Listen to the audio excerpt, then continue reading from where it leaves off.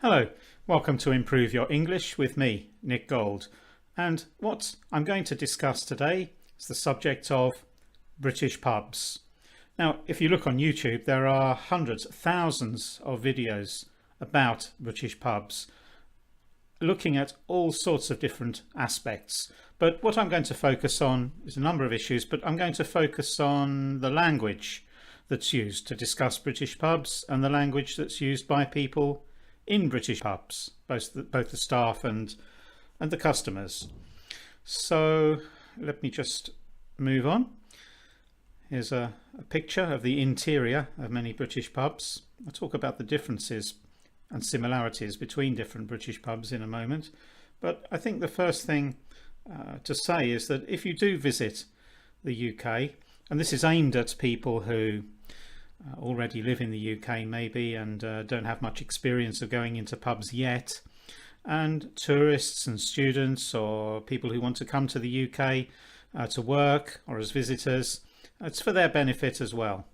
So I think the first thing to say is that if you do visit the UK, at some point you will almost certainly visit a pub, unless you make a sort of conscious decision that you're not going to do that for some reason or other.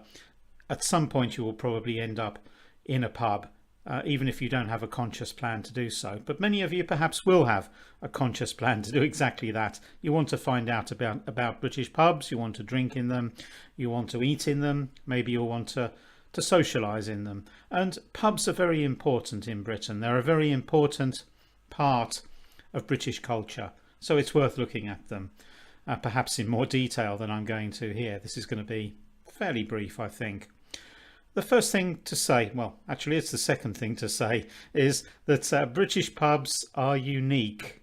They're unique. You won't find anything like a British pub anywhere else in the world.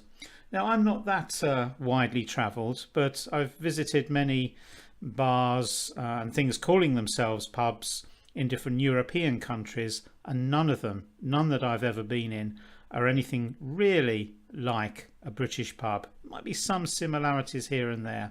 British pubs really are unique. What I'm talking about here actually is mostly English pubs, and there are some differences between pubs in England and those that you find in Scotland, Wales to some extent, and Ireland definitely. Some important differences. So British pubs are unique. That's the point I really want to make. You don't find them anywhere else. Even Australia, there are pubs there that claim to be like British pubs. Not really the same. Not really the same. There's no typical British pub. Every British pub is different and has its own character. Of course, there are similarities and there are generalisations that you can make, but every individual British pub is unique as well. You can put them into different categories maybe, categorise them, but they all have their own individual and unique personal character. And that's important, I suppose. You find many tourists who say, I really want to visit a typical British pub. They might ask a native, please take me to a typical British pub, a typical English pub maybe. But it's very hard to do that because they're all different. So perhaps the only realistic solution is to visit lots of them. Pubs are changing. That's important as well. Many of the information you read or see or hear about pubs is now out of date. Many changes have taken place in the last several years. I mean, I can mention a few. One is the smoking ban. Pubs used to be places for smoking as well as drinking and to a certain extent eating, but smoking inside pubs and other public buildings and modes of transport is now illegal, and so pubs have had to adapt. What you now find is that pubs now often have outside areas that are specifically designed for people that want to smoke, or you'll see people sometimes take their drinks outside the pub and have a cigarette as well with their drink. Some pubs don't like glasses taken outside, so you'll see people outside smoking and go back in and returning to their drinks. So that's one change. Another change is that, well, a whole set of changes related to the fact that drinks have become more expensive. In real terms, they are more expensive. If you're a regular drinker, it'll take a bigger percentage of your income now to be able to afford to do that.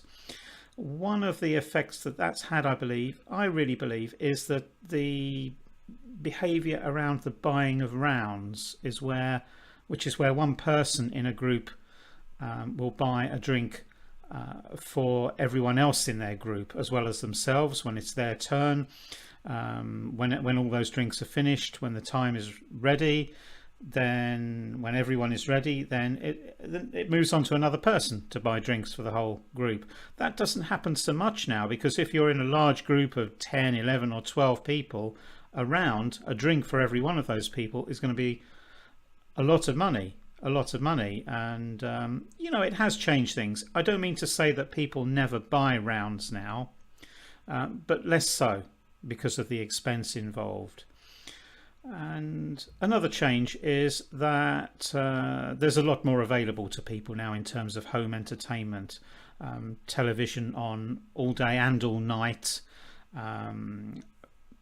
hundreds of channels to choose from. There's a lot more available to people in their own home, a lot more takeaway food available. It's a lot easier to buy drink and take home now, and actually cheaper than buying it in a pub. So as a result of that, pubs have faced a lot of challenges. A lot have closed down, have gone out of business because they're simply not able to make enough money from selling drink. Others have adapted by offering more food, different kinds of food, sometimes food that approaches the quality that you'd find in a good restaurant, better than many restaurants in some cases. Other pubs offer more in terms of in-pub entertainment. Pub quizzes, for example, have become very, very popular. Many British pubs now will once a week organise a quiz. People go into the pub, often already in teams, sometimes meeting people to make a team in the pub. Then a quiz master, someone responsible for the quiz, who's organised the quiz. It might be the manager, the landlord of the pub. It might be someone who runs pub quizzes as a living, or as a way of earning a little extra income maybe. Will then ask questions, organise the scoring, prizes, organise the giving of prizes to winning teams, and so on. That's become very, very popular. A huge number of pubs now, about once a week, sometimes more often than that even, will offer a pub quiz. So a lot of changes taking place. How can you actually spot a British pub? How do you know there is a pub there? There is never, to my knowledge, a sign that says pub. Incidentally, the word pub is an abbreviation of public house, and this is probably because if you trace the history of pubs back in time, they originated when people used their own houses to invite people in and to sell them drinks. So public house has been shortened to pub. To my knowledge, pub, I can't ever think of a pub that has a sign outside that says pub. You'll never see that. But pubs have unique names in the UK. I don't mean unique in the terms of every pub has a different name. There are many that share the same name, but they have names like the Red Lion, the King's Head, the Queen Victoria, the Half Moon, and so on. Could do a whole presentation actually on the origin of these names, but they're often historical, and often pubs will have a sign with some kind of icon or logo or design unique to that pub, which tells you that there's a pub there. You might see people outside drinking or smoking, and it might be obvious. You might be able to see into the pub from the outside and know that it's there. It's not difficult, but don't go looking for a sign that says pub, because you generally won't see that. There are many different types of pub. As I said before, every pub is unique, but you can classify them to a certain extent. The gastropub is a pub that offers food, that specialises in food. Most pubs will offer food of some sort or another: snacks, crisps, nuts, sandwiches, light meals that you can eat in the bar area. But due to the economic changes that I mentioned before, many pubs now have large rooms, large eating areas, which are pretty much like restaurants, where you'll be served by a waiter, where you can order beer or wine, and 2, 3, 4 course meals, just as you would in a restaurant. And they are often, not always, but often very good value. Actually, you can get good quality food in many of these gastropubs, better than many restaurants. There is the sports pub that offers televised sport, and often these pubs will have large screens in different areas, in different rooms, and they broadcast satellite TV channels showing all sorts of sports. Football is the most popular, but they'll often also show rugby. Rugby is quite popular. I've been in some bars that show Summer and Winter Olympics when they're on. The traditional pub. Well, it's a bit hard to say what a traditional pub really is, except that it won't offer restaurant quality food. It won't have large screens in different areas of the bar showing sports. A traditional pub is more likely to be quieter. The sound you'll hear will be the sound of conversation. Often the traditional pub is in an old building and not a modern building. But I think the easiest way to define a traditional pub is that it doesn't have a restaurant area. It doesn't have a more expensive restaurant area. It's not a sports pub. It's not a music pub, and so on. A pub that you might call the local, or a local pub, again, it's difficult to say, but what that really means is that it's a pub that is frequented, that is visited primarily by local people, or at least there is a kind of core clientele of local people that will go quite regularly, sometimes every day, every evening, sometimes twice a day, to the same pub, to this local pub in their local area, with the aim of just engaging in conversation with the other locals, people from the local area who use that pub. A free house. What's meant by a free house? Many pubs in the UK are owned by breweries, by large breweries. These are often referred to as tied pubs because they're tied to a particular brewery, and the brewery, of course, will insist that they sell that particular brand of beer in that pub, and that's the only kind of beer that you can get in that pub, although they often have what's called guest ales, where they allow an ale in from another brewery.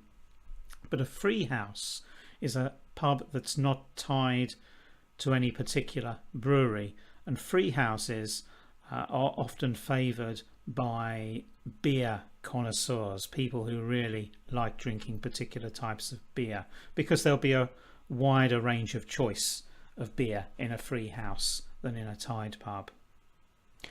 There are music pubs that specialise in musical entertainment. Sometimes there'll be loud music in the bars themselves, in the large bar area itself, perhaps, that people will listen to while they're drinking, sometimes dance while they're listening as well. There'll be pubs that have rooms, usually at the back or upstairs, that are specifically for musical entertainment, often rock music, pop music, and there are some very famous pubs in Britain where particular bands and musical artists have started their careers. There's even a genre of music called pub rock, which is typical of the kind of music that you might hear in music pubs. So quite a wide variety of types of pubs and different ways of classifying pubs in the UK. Of course, a free house could also be a gastropub at the same time. A music pub could be a free house as well. it's quite complex. What about the types of drinks that you can buy in British pubs? Well, one of the things that makes British pubs unique is the beer that you can buy in British pubs, in particular what we call real ale.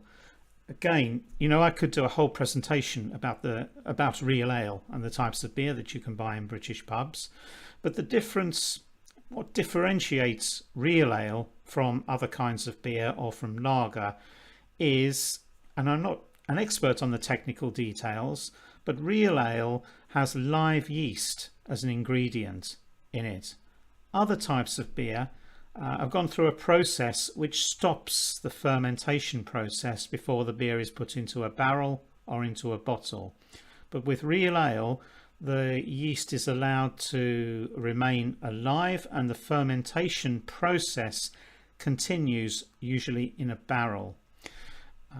Real ale doesn't have any carbon dioxide added to it. Other beers and lagers do, which means it's easy to dispense those. You just turn a tap and the beer will flow because it's under pressure, because carbon dioxide has been added to it. A bit like if you have a large bottle of Coca-Cola and you shake it and open it, the pressure will force it out. That's what's happening with lager when it's served. But with real ale, that doesn't happen, and the beer has to be served either by a hand pump, which is pulled by the bar staff, and it's their physical effort of pulling the pump downwards that draws the beer up and out and into the glass, or by gravity. The barrel may be itself behind the bar, the glass is held below the barrel, a tap is turned, and by gravity the ale pours into the glass. As I say, I could do a whole talk about the different kinds of real ale, but I won't do that here. Just to say that real ale, I'm pretty much certain is unique to the UK. I don't know, perhaps you might find a beer that continues the fermentation process that's stored in bottles. You might find that in Belgium, perhaps in France, perhaps in Germany. But real ale, you just have to go into a British pub and taste it. It's pretty unique. Cider also, there's a particular kind of cider that where the fermentation continues in the barrel. And I'm not a cider expert by any means. I don't know much about cider, but that type of cider is often referred to as scrumpy. And I've not found that anywhere other than in a British pub, usually in the West Country. Although you can find it in pubs that serve real ale, usually in the rest of the UK, but particularly in the West Country, in the counties of Somerset, Devon and Cornwall, you're more likely to find real cider or scrumpy cider. Food in pubs, I've mentioned to some extent already gastropubs, but most pubs will serve some kind of food, from simple snacks like crisps and peanuts. Usually you can find sandwiches and pies, maybe fish and chips, that kind of thing.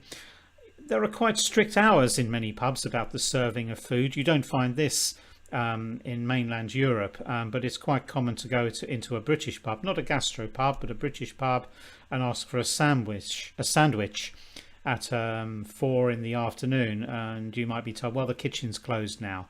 Very typically the hours for pub food are sort of midday till about 3 p.m, and then in the evening perhaps from 6:30 to 10 maybe, and some pubs are very strict about that. A minute past, 2 minutes past, and you're out of luck. You won't be able to buy any food beyond a packet of crisps maybe.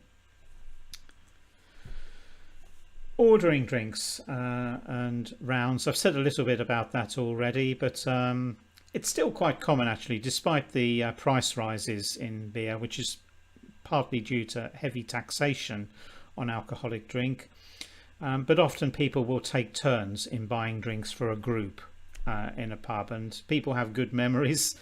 Many people have good memories, and they will remember from one pub visit to the next whose turn it is to buy a round, and you either have to have a good memory, or it's not normal for everyone in the group to go up to the bar to order their drink. The person who's buying the round is responsible for remembering, or perhaps writing down, or these days perhaps putting a note on their phone, going up to the bar and then ordering drinks for everyone in their group. Pub games. Many pubs, you'll see games being played. The most common, pool. You'll often see a pool table, sometimes in one corner of the pub, maybe sometimes in a room. Sometimes there's a games room, a pool room of its own. You used to see billiards, more English game perhaps, but that seems to be out of fashion now. I haven't seen billiards in a pub for a long time.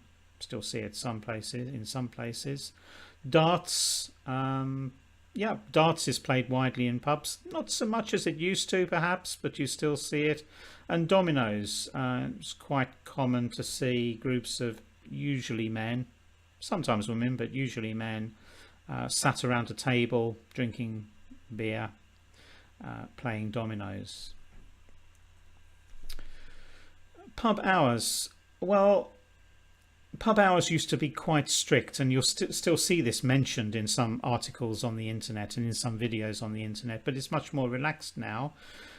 Pubs can sell alcohol pretty much at any time, but there'll be restrictions in some residential areas because residents don't like or object to people leaving late at night and making a noise in the street, and sometimes local councils pass laws when they restrict the license that's given to pubs to force them to close at a particular time. All pubs used to close at around 11 or 11:15, but that's not the case any longer. Many stay open much later, and open earlier in the morning as well. But it used to be just lunchtime from sort of midday maybe to 3 p.m, and then in the evening perhaps from 6 or 6:30 to 11:15. But now pubs are much more likely to be open all day from sometime in the morning until late at night, and some have licenses that allow them to serve much later. Okay, what I want to do now is just talk about some of my favourite pubs, and this is just a personal selection. They're by no means the most famous pubs in the UK. They don't have any particular thing that makes them unique. They're just pubs that I visited that I quite like. This is a pub in my local area. It's called the Stag and Hounds. And one interesting fact about this pub is it is a historic pub, and one of the buildings, I would say it's probably the building on the right of this picture, used to be a hunting lodge used by King Henry VIII. So this has a long history. This area, which is in the county of Berkshire, where I live, used to be forest. The whole area used to be part of Windsor Forest. You used to find wild deer, stag, and other wild animals in the forest, and it was popular for hunting. Hunting lodges were pretty much where people would meet for a drink and gather before they would go hunting in the forest. And this particular building was used as a hunting lodge by Henry VIII, and now it's a pub. And this is the room, the interior of the room on the right, and you can see the oak beams there. It's a very old, you can tell, a very old interior. The oak beams have been painted, but that's a pub for me that deserves mention. This is one of the famous music pubs of London. This is called the Half Moon. It's in an area called Putney in the west of London by the River Thames. And let me show you, there's an interior image. This is a picture of a photograph of the bar area. You can see the hand pumps there, 4 hand pumps on the bar in the foreground. So there are at least 4 real ales for sale in the pub. And It's a free house. Actually, no, it's not a free house. Let me go back. It's a Young's pub. It's owned by the brewery called Young's, so it sells Young's real ale. You can see the lager taps to the right of the hand pumps, which are dispensing different kinds of lager. At the back of this pub, there's a music venue, and many pretty well-known bands have played here. Some have started their careers in this venue, and others similar. So this is a good evening's entertainment to meet up with your friends in the bar, have a few drinks, have something to eat, and then go into the music venue at the back, which also has a bar area. So a famous music pub, the Half Moon. This pub is more central. This is in Holborn in central London, the Princess Louise. This is a wonderful pub, actually, notable mainly for its interior. You can see it's quite dark inside there, but this is a Victorian pub, dates from the Victorian era, the 19th century. The building itself may be older than that, but the interior is decorated in the Victorian 19th century style. A lot of cut glass, a lot of very elaborate mirrors, elaborate lighting, and so on. That's an artist's impression, I think, or a photoshopped photograph of the bar area. But the Princess Louise, if you are in the central area, London area, looking for a pub, that's one that I can recommend. This is what you might call a village pub. Again, this one is quite local to me. It's in a small village, very much a local. You'll find lots of local people in here and very few tourists. 95% of the people that use this pub will be from the local village, which is called Waltham St Lawrence in Berkshire. A very old building, you can see. I think this dates back to 17th century, maybe even older than that. Certainly 17th, maybe 16th century. I'm not entirely sure. It has a wonderful garden at the back. You can take your beer, your wine or your drink out and sit in the garden. If you were to look round to the left here, you would see open farmland, cows grazing, and so on. So very nice in the summer. There's an old postcard that I found on the internet of how the bell of Waltham St Lawrence would have looked in years gone by. This is a pub called the Old Neptune. This is near to my hometown, down on the coast of Kent, in a town called Whitstable. What do I like about this pub? Well, first of all, the location is actually really fantastic, right on the beach, right next to the sea, and very atmospheric. A free house, I believe it's a free house, or it's tied to one of the local breweries. It's a real ale pub, certainly. Does very good food. In the summer, it's really nice to sit out on the tables right on the beach there and while away a few hours with a nice pint of beer. This is the Ship Inn. This is in the town of Faversham, also in Kent, another local to me. Again, a real ale pub with a restaurant. This just about qualifies as a gastropub, actually. It has a very good restaurant. And this is a scene from an old British film. So why do I show this? This is an old British war movie called Ice Cold in Alex, and the reason I'm showing you this here is the plot of the film is it's set in during the war, the Second World War, in North Africa. These four characters and others, I believe, get stranded in the desert, and for most of the film they're trying to find their way out of the North African desert. They want to make their way to Alexandria, or Alex, on the Mediterranean coast. The film, did I say? The film is called Ice Cold in Alex, and they dream of having a nice drink when they arrive in Alex. But there's a scene earlier on in the film when they are in the desert, when the actor on the right, a famous old British actor, John Mills, says he's dreaming about drinking a pint of beer, and he says specifically he's dreaming of drinking a pint of beer in the Ship in Faversham. So that's his dream, stuck there in the blistering heat of the desert. So that's just a personal tour of some of the pubs that I would call my favourites.